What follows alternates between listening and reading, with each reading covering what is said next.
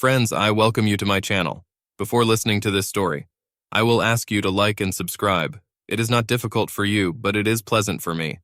And we're starting. My name is Dave. I'm sitting in my room. I've made 4 phone calls and sent 1 text in the last 2 hours to ruin God knows how many lives. Someone is standing at the door. Hi, honey. Where's Fiona? I called Stuart and he came home early. He's going to pick her up and keep an eye on her until I get home. Linda, I've said this before, but I'll say it again. He's a great guy. I know it's a tradition not to love your son-in-law, but your choice is so damn good that I just can't help but love him. I grinned at my daughter's grim smile. We had a common sense of humor. Have you told Pete yet, Dad? No, your brother is at sea now. I'll text him later. Okay, Dad, I'm here for you, you know. Yes, thanks, honey. We fell into silence for a long time. Why did she do this to you, Dad? I don't know, dear. Didn't she say anything? I haven't talked to her yet. You mean they're still there? Yeah. I saw my daughter's worried eyes darting towards the stairs to the bedroom. I just wanted to wait so she could tell us all at the same time why she did it. All of them? Yes. I invited a few more guests. They'll be here soon. What are you going to do? No more and no less than it takes to get through this. So you already have a plan? Yes. Does it depend on her? No. The facts speak for themselves. The reason doesn't matter. But she could have been blackmailed. Believe me, if you had seen what I saw and heard what I heard, you would have realized that she was not being blackmailed.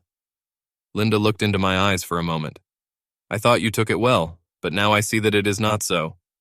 No. I turned away. No daughter should see her father cry. What would you like me to do? You do what your conscience tells you to do. I won't think any better or worse of you, no matter what you decide. Thanks, Dad. Do you have any idea why she did that? I have no idea, honey. Until this morning, I thought we had a good marriage. What happened this morning? Well, your mother was always bad at lying and keeping secrets. It's just not in her nature. After 27 years of marriage, I know her habits as well as my own. She takes a shower every morning. She washes her hair every Tuesday and Friday. She's been there for about 30 minutes. She spent almost an hour and a half there this morning.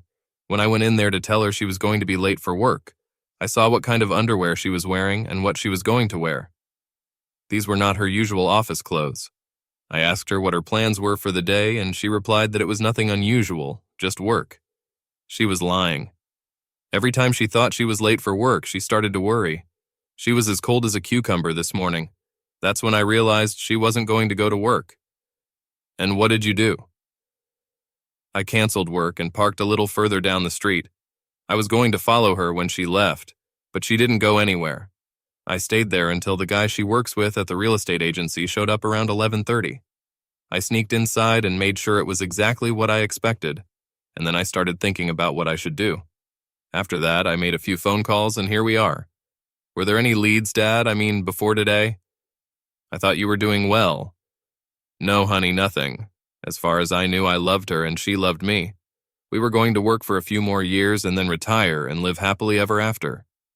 Dad, I have to ask you this, and you will someday. Don't even say that, Linda. No, I never betrayed your mother. I have never shown such disrespect to a woman in my life. Even when our life pretty much died a couple of years ago, I just threw it away. What? You haven't had a bed in 2 years? No. Your mother was never overtly beautiful. She thought she just didn't like it very much. Of course, she seemed to enjoy it when we started, but that was at the beginning. When she went through menopause 2 years ago, everything just dried up completely. So when you found her today, it must have hit you hard? I let my steely gaze answer for me. At that moment, there was another soft knock on the door. I opened it and saw that my father-in-law was standing there. Come in, Paul. Thanks, Dave. Where is she? Upstairs, in our bedroom. Okay, I have to make sure for myself. I understand. Just don't disturb her, please. The old man went up the stairs and came down a minute later, immediately even older. He sank heavily into a chair. I poured him a whiskey and he drank it in one gulp. I can't believe she would do this to you. She knows how devastated you were when your fiancé cheated on you. After all, she helped pick up your pieces. Not only that, she knows how devastated I was when I caught her mother when she ran away with it. That asshole abandoning me and the kids. I'm sorry, but I need to get out of here. Perhaps a woman shouldn't see her grandfather crying. I walked him to the door. Linda pretended to follow us, but I waved at her. I wanted the old man to keep the remnants of his pride. He stood on the porch and grabbed my shoulders to support me. Do what you have to do, son, but nothing physical. I couldn't stand and watch it. Don't worry, Dad. I won't touch a hair on your daughter's head. But as for the other shit, I apologize for what I'm about to do. A guy has to do what he has to do. He looked at me for a long time, then nodded. He shuffled back to his car and drove slowly away. A broken man. I called his son, my wife's brother, and without going into details, suggested that he go to his father to support him.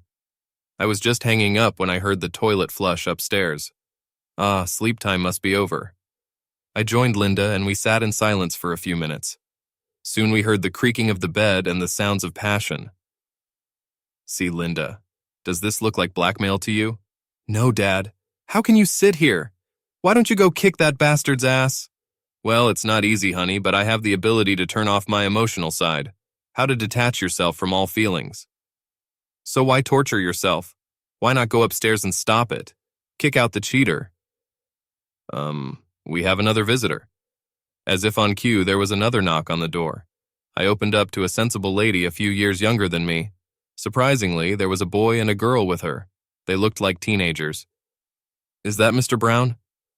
Yes, please, call me Dave. I'm Jenny Smith, and these are my children, Robert and Sarah. I picked them up from school. If what you're saying is true, I wanted them to be here. If only to understand that it was their father who destroyed our family. I shook Robert's hand. It turned out to be surprisingly firm. I introduced them all to Linda. You said you had proof, Dave. In response, I went to the pants lying on the arm of the sofa and pulled out my wallet. I handed it to Jenny. She opened it and looked at the driver's license. A tear rolled out of her eyes. She probably hoped that what I said on the phone was a mistake. Her face suddenly turned to stone. Well, Dave, where are they? In response, I just put my finger to my lips in the international symbol of silence. We sat listening to the grunts and groans. Have you encountered them yet? No, I wanted us to act as a team. I just made a video for us, which I will be happy to share. I also installed a voice recorder and put it under the bed. We can go right now if you want. I suggest the children wait until we meet with, worthy performers. Yes, you're right. Wait a minute, I have a locksmith to change the locks in my house. I was just waiting to make sure you were right. I'm not really surprised. This is not the first time. He's such a smooth-talking little foo. Damn. Linda and I waited patiently for her to call the locksmith, then her lawyer, and give them both permission. We distracted her children from the noise by chatting about nothing.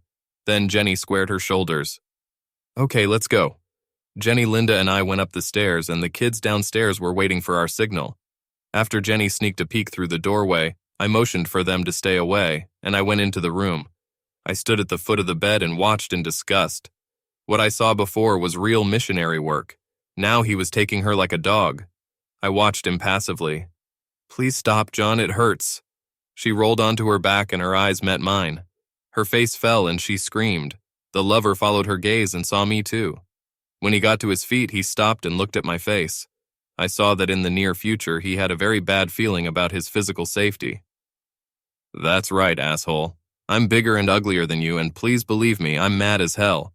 Why don't you just go back to bed and cover yourself and my ex-wife? He was an obedient bastard, if nothing else. A few seconds later, they were lying side by side under the blanket. I noticed that Tracy's expression had gone from shock to defiance. I let her speak first. Dave, I want a divorce. I fell in love with Joe. Into this guy. I'm sorry you had to find out about it like this. We were going to tell you about it tomorrow. It's all right, dear. By the way, I know his name is John Smith, don't I? I could see that it shocked them. It's not the smartest move to leave your wallet in your pants pocket downstairs, asshole. Tracy, just an idle curiosity. But why did you end our marriage like that? You should have known that if I caught you cheating, I'd be devastated. Finally, I saw the shame on her face. I'm really sorry, Dave. We couldn't help but fall in love with each other. I accept that, dear. But you might as well not put the cart in front of the horse. You didn't have to use that jerk before you announced that you wanted a divorce, did you? I'm really sorry, Dave. I just wanted to make sure John and I were compatible. We didn't want you to see us. If it helps, it was the first time. What? A test drive of a new model? A sample in size? Don't be rude, Dave. I don't want our marriage to end in a fight. Can't we part as friends? It almost broke through my mental defenses. I assume that under the pressure of this situation, she is sort of quoting tomorrow's pre-rehearsed speech. You've got to be fucking kidding. We stared at each other until Tracy looked down. I decided it was time to start counting the points. Your father asked me to tell you how disappointed he is. He hoped you wouldn't become a cheater like your mother. Tracy's face went white as a sheet. Yes, I called him. It's strange that you haven't seen him. He was standing here just half an hour ago. Why? Because I wanted you to start feeling the same pain that I've been feeling ever since that jerk showed up. I do not know what the children will think about it. Oh my God, Dave, please don't tell the kids. You are welcome. I'm sorry, darling, it's too late. Linda took advantage of this moment to appear in the doorway. Tracy looked up, squealed, and hid her face under the sheet.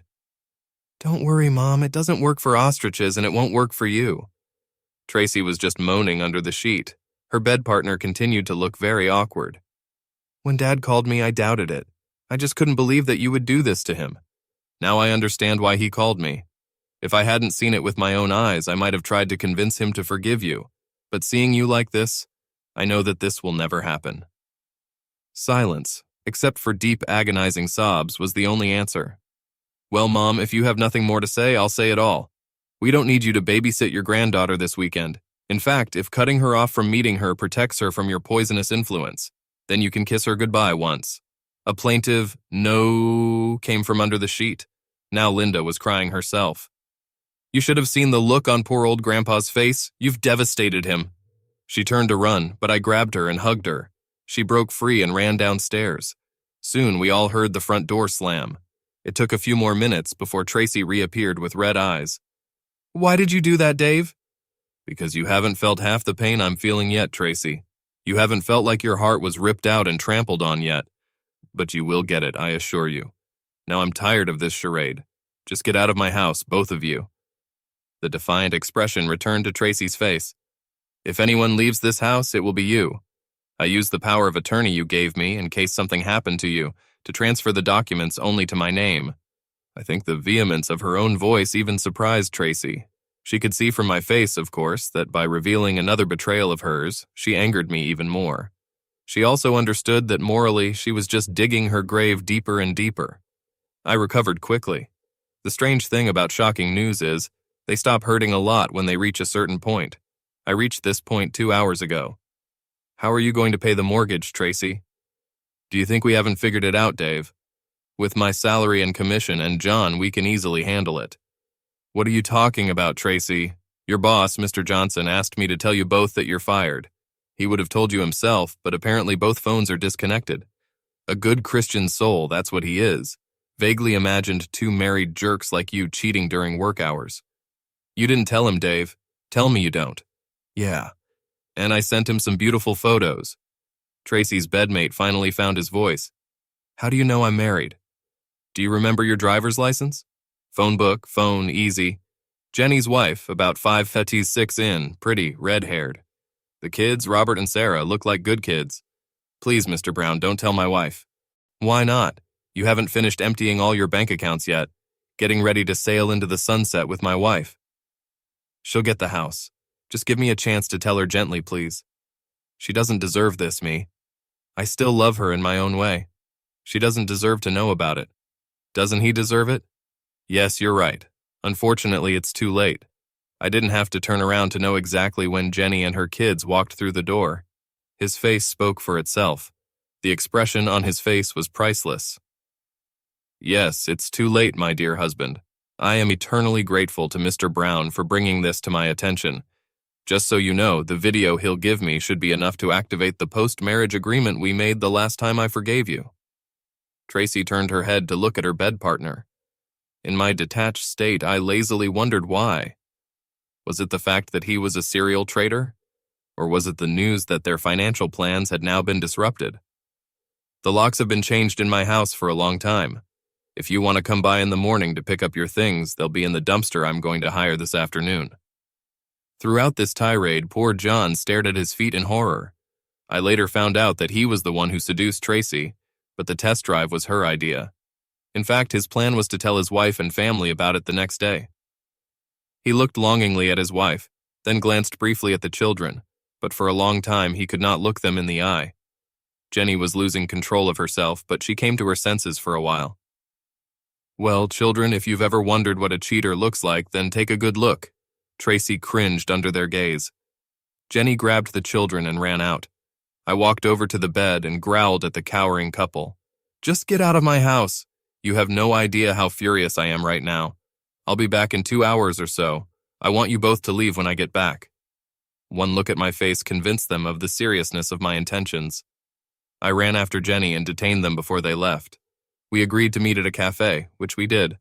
We comforted each other and tried to guide the children through the upcoming process. Robert turned out to be an adult beyond his years and helped calm his sobbing sister. I really want her father to be here to see his daughter's pain. I gave Jenny my card and offered to help her in any way I could. I think we parted as friends. The next week was very difficult. Yes, I can turn off my emotions in a critical situation. However, this does not stop the pain, but only postpones it. Of course, I was busy with work and lawyers. They were very interested in my testimony, especially the dictaphone that I took out from under the bed.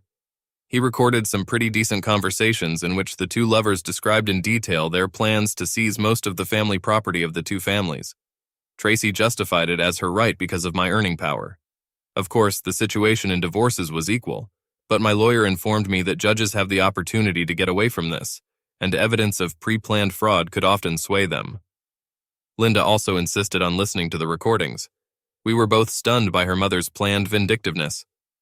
Linda called her mother to get an explanation, but received nothing that could convince her that this was not just pure evil. I made a brave face for Linda and a brave voice for my son when he called, but it wasn't easy.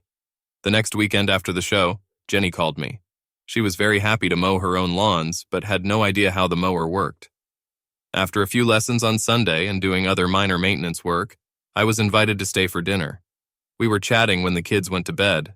Then things got serious. "How are you, Jenny?" "About as expected, Dave. Thanks for asking." I think I've been mentally preparing for this for years. Deep down, I knew it would happen again. My lawyers found out what he was planning to do with our finances and blocked it all. I couldn't believe that this little jerk was going to leave us practically penniless. Ass.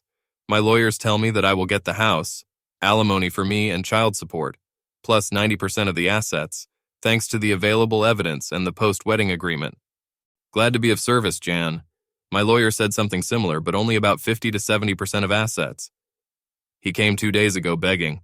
I think his lawyers told him the same thing as mine, and the thought of him being raped terrifies him. I told him to fuck off. The only thing that worries me is the effect on children. Sarah is at an age where she can develop normally without a father, but I'm worried about Rob. I know, Jen. At his age, a boy needs a good, strong role model. I've been thinking about it. Can I volunteer for this job? It would be an honor for me to enter his life and help him in any way I can. Jenny was silent for a long time. I saw the conflict on her face. I know your ego must be a little vulnerable at the moment, Dave, so I don't really understand how. Don't worry about it, Jan. Rob's support is all I can offer at the moment. I saw the relief on her face. We discussed the details for a while. What about you, Dave? Are you okay? I do not know, Jan. I'm still completely confused. I don't know what I did to make her hate me so much. When I found her with your John, I just castrated myself. It makes me doubt my own manhood. Was I so inadequate that I just don't know? The destruction of her relationship with her children, her father, perhaps our mutual friends, combined with her dismissal, just doesn't seem enough. I feel like I'm only half a man. Trust me, I know exactly how you feel, Dave. Jenny stared at me, obviously talking to herself. Finally, she continued, You know what you need to do to regain your manhood, don't you, Dave? Jenny leaned towards me with a steely gaze. Yes, Jan. Good. How comfortable are you with me, Jen? There was steel in her voice now, too. There really is no rage in hell like that of a despised woman. As much as I can to rid you of your demons, Dave. You're too good a guy to let some lingering pain ruin your whole life. Let it all out, Dave. Okay, I'm going to need an alibi. You will have it, believe me. When she told me what she had in mind for an alibi, we both laughed for a long time. God, I needed this. We resumed the conversation. This conversation was only half over. What about you, Jen? Do you feel like you need to get back at Tracy? Good God, no. I know what a smooth-talking little jerk he can be. Your poor wife didn't stand a chance. I almost feel sorry for her. We parted as friends, and she promised to talk to Rob about whether he was interested in helping me rebuild my old car. This set the plan for the next 6 weeks. After school, he would come to me and we would mess around. I took every opportunity to talk to him, and we became friends. After I took Jenny home, everything changed. I used my free time to spy on the happy couple. With their bank accounts frozen, John and Tracy couldn't get their own place. Tracy is staying with one of her few remaining friends. The asshole was doing the same thing to one of his own. They spent most of the evenings together, and late at night they went their separate ways. In the end, I set up a clear enough pattern to call Jenny on Thursday night and announce that the next night was the night. She arranged for the children to go to her parents for the night. I drove up to her house and parked in the driveway. Then, after kissing her on the lips, I wheeled John's old motorcycle out the back gate and started it up a block from her house. Once at his friend's place, I looked around, then quietly fired an air pistol at a street lamp. After that, all that remained was to wait in the bushes by the side of the driveway. He surprised me by breaking the routine. He arrived 40 minutes later by taxi, not by car. The reason became clear when I saw his unsteady footsteps coming down the driveway. He was drunk. So, a sneak attack has never been in my nature. My sense of honor demanded a fair fight. I stood in front of him. "Hi, John." He froze. Then, in the dim light, I saw recognition light up in his eyes. He definitely didn't react the way I expected. Well, it's not for nothing that they call it Dutch bravery. Well, this is the guy who couldn't keep his woman in line. A very bad move on his part. Instantly, my carefully thought-out plan for a limited attack flew out the window. The offended beast pounced. A right punch to the jaw sent him down on all fours. Then my memory got a little fuzzy. According to later reports, I hit him in the ribs several times, trampled on his kidneys and shins, and then landed half a dozen well-aimed punches between his legs. Fortunately, my red haze dissipated, allowing me to complete the last part of my plan. I picked up his unconscious body and threw it in the middle of the road. Maybe the police will decide that he is another unfortunate victim of a hit and run, or maybe not. Jenny was looking forward to my return and asked me how it had gone. She didn't seem upset that I had violated my plan in anger. Upset people don't usually smile like Cheshire cats. When she had all the dirty details, I excused myself to go to the shower and get rid of any potential evidence. I checked for bruises on my knuckles. It's all good. My eyes were closed when I felt a cool breeze and then warm skin. A pair of arms wrapped around me from behind. "I thought you didn't want that." "To hell with what I want, you need it. You took a man, now you need to take his woman." I turned around and we kissed. God, I needed this. We finally broke away from each other. Besides, when the police come to check the alibi, I want to be as convincing as possible. Now finish up and go to the bedroom. Who am I to refuse a lady's request? Still wet, I threw her on the bed. Usually, as a lover, I am proud of my attention to a woman. None of this happened today. I took her as long and as hard as I could. As far as I can tell, she liked it too. I woke up in the pre-dawn light when I felt her slide back into bed. She snuggled up to me. "I'm really sorry, Jen. I was very tired last night. I hope you weren't too disappointed." If it was you in second gear, God help me when I get your third. After that, we both dozed off again. I woke up when breakfast and coffee arrived. "Hey, Dave, some jerk smashed the back window of your car last night. I've already called the police." Of course, the police came and my number was entered into their system. This was soon linked to a report of a possible attack last night. It was very convenient that my alibi and I were in the house together. A curious neighbor confirmed our story that my car was parked there at the time of the attack, as it has been several times a week for the last time. I've never been a serious suspect. I saw Tracy again, about a week after her lover's unfortunate night out. She called and said she would pick up the rest of her things. When I explained that everything had been donated to charity, she said she wanted to talk anyway. When her car pulled up, I looked out the window and saw Tracy standing next to her car and talking on the phone. I opened the door in my bathrobe when she finally knocked. She frowned at my choice of clothes, but my face gave nothing away when I invited her in. I took my phone and purse, took them to the spare room and closed the door. She was smart enough to guess that I suspected she might try to record this conversation. We sat down on either side of the kitchen table. "Dave, you should know that I have arranged with a friend that if I don't call within 60 minutes, she will send the police here."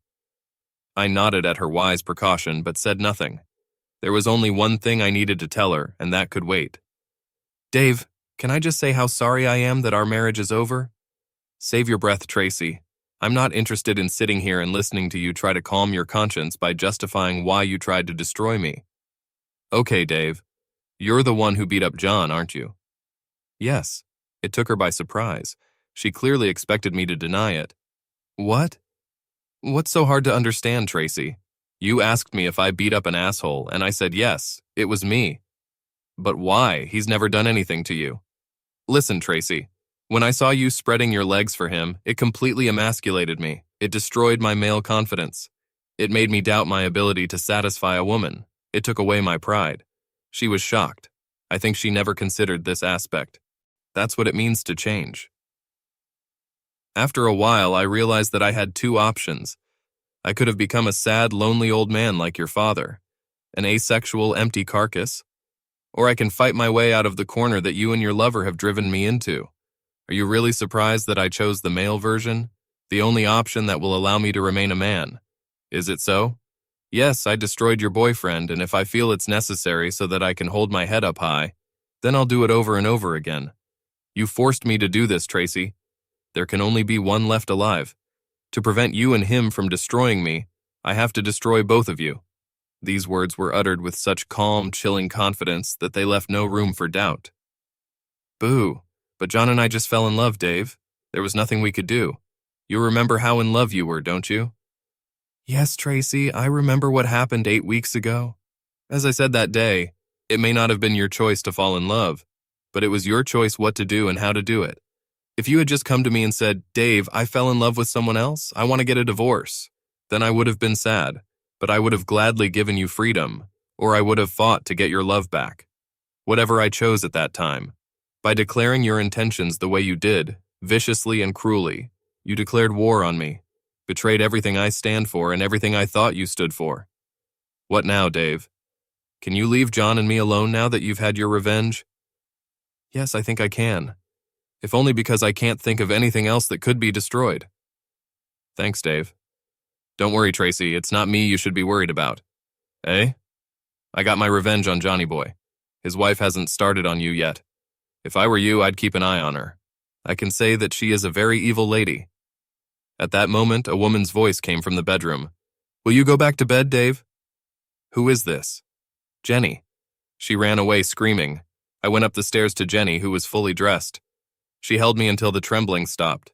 As for Tracy, she flew somewhere far away. I never tried to find her or contact her again. As I said, my name is Dave and I feel great. I read somewhere that some people who take revenge on those who have wronged them find it an empty experience. It's the most effective cure for depression I've ever heard of. It's time to stop dwelling on the past. A new life awaits me. Jen and I never became a couple. We used each other to ease our frustrations quite regularly, but there wasn't the necessary spark to move on to the next stage. But we were good friends and took care of each other. Under our joint leadership, Rob and Sarah succeeded. I backed off when potential boyfriends were around her and stayed away from her bed until their relationship ended. One or two of them were a little scared of me, as I told them that if they hurt her in any way, they would have to answer to me. Before the latter proposed to her, he even asked my permission.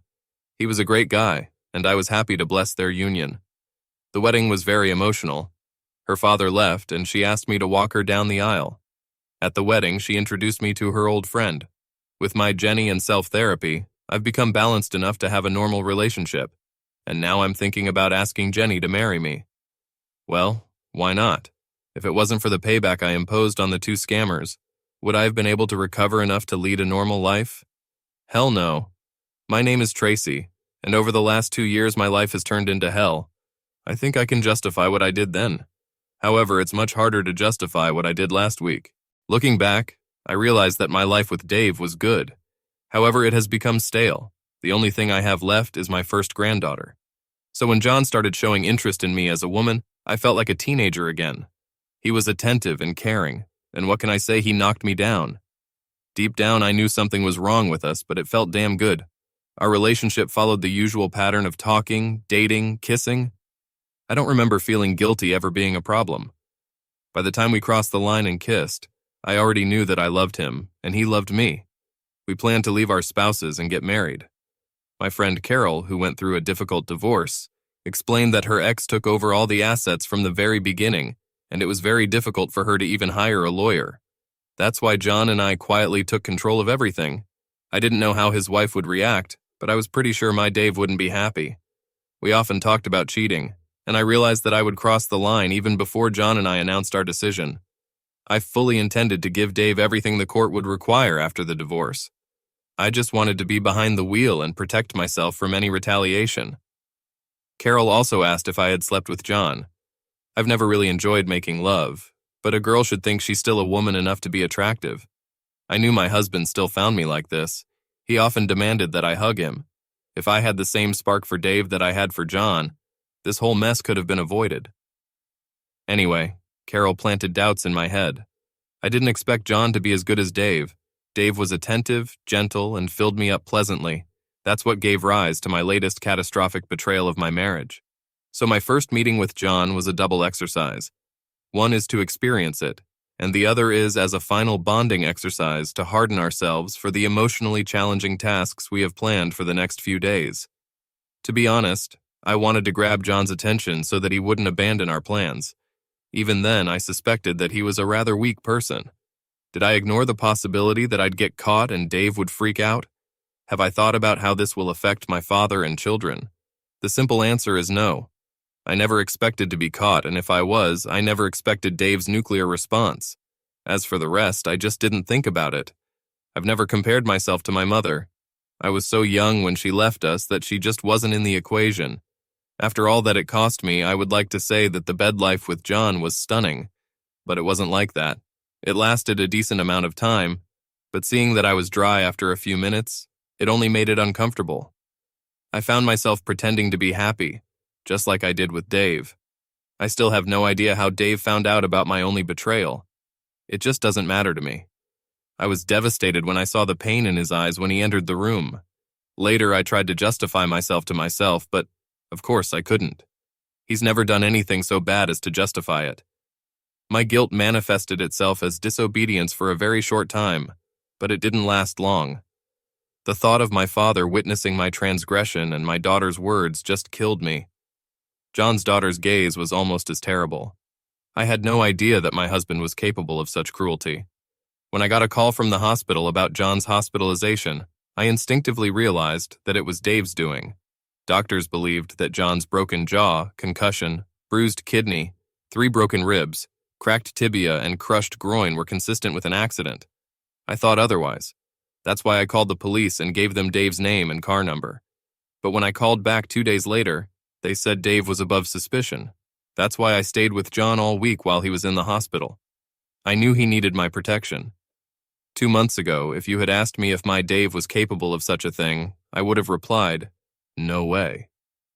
Within 15 minutes in my old bedroom, I caught a glimpse of a new one, Dave the monster that I knew I had created, a monster more than capable of boundless cruelty. Yeah, I just knew it was Dave. That's why just before John was discharged, I called Dave and arranged to meet at our old house. This shit had to stop. Has he not retaliated yet? John and I were both destroyed. We have to come to terms with it. I was sad to walk to my front door. Not as sad as I expected from the upcoming conversation. How did I go from loving a man to thinking of him as an enemy in such a short time? Before I rang the doorbell, I called Carol and told her to call the police if she didn't hear from me in an hour. Dave opened the door in a bathrobe. Unusual. There was no expression on his face when he invited me in. When he asked me to give him my phone and purse, I scolded myself for not thinking to bring a dictaphone with me. Then I asked myself why. He will never admit to the attack. I took a quick look at the stranger I had known for over 27 years. I felt remorse about the way our marriage ended. By explaining how I fell, I hoped to ease his pain and maybe make him back off a little. He turned me off as soon as I started. He said he wasn't interested in why. His tone was harsh and his expression was blank. Who is this guy? I didn't recognize the face or the voice. I was stunned when he blithely admitted that he had beaten John. When I heard his motivation, I understood why he did it. Let's just say it didn't calm my conscience at all. I honestly didn't understand why Dave hated John so much. Of course, he gave me this idea very quickly. I suddenly realized how self-centered I had become. It blinded me and allowed me to rationalize the completely unacceptable. I suddenly realized not only what we were being punished for, but also that, judging by Dave's expression, there was more to it. My question whether he remembers what love is was part of my prepared speech. His response was like a knife plunging into my stomach. How else can a decent person feel? I knew I had to run. I didn't think John's wife was a physical threat until I heard Dave's words. With a flash of insight, I suddenly found myself in her place. What would I do if she did to me what I did to her? A chill ran down my spine. When I found that she was upstairs, I ran. I picked John up from the hospital and we both ran. Both divorces were finalized. The documents were delivered to our mailbox, located 2 cities away from my new home. The stress of living anonymously, without friends, and constantly looking over your shoulder was enormous. Eventually, we got some money. The wait was hard. 6 months later, John and I got married. Looking back, we were 2 castaways thrown together, and that was a mistake. I also think one of the motives was that by getting married, we could retrospectively justify the pain we caused to many, especially ourselves. My last fall started innocuously enough. John's only remaining testicle never worked. He was completely unable to get an erection. We have never been able to afford the testosterone treatment needed to alleviate this problem. It made him moody, insecure, and jealous. Let's face it, a marriage based on infidelity is an uphill battle from the very beginning. Because of his grouchiness, I also became very unfriendly. One of my friends recommended HRT therapy to me. She cured her similar condition in this way. I balked at the likely cost, but she explained that since every second woman over the age of 45 was treated, it was much cheaper than testosterone therapy. One more visit to the doctor, and, as if by magic, my life returned to a happy normal course. My doctor warned me that one of the side effects of estrogen pills is to revive my libido. He said it with a grin, as if it was a good thing. When the guy at my new job started showing interest in me, I couldn't help but respond. He was much younger than me, and it was very flattering. Hiding our dates was extremely difficult. Insanely jealous John was much harder to fool than Dave. The first time we kissed, it was like an electric shock. Not from excitement, but because of the strong feeling of déjà vu. I refused to go through it again. I refused to cheat. I thought long and hard, but in the end I found a solution. It was far from perfect, but John had to respect my motives, didn't he? So I sat John down on Thursday night last week and told him as gently as I could that I wouldn't be home on Friday night. I need to meet my lover. I'll be discreet.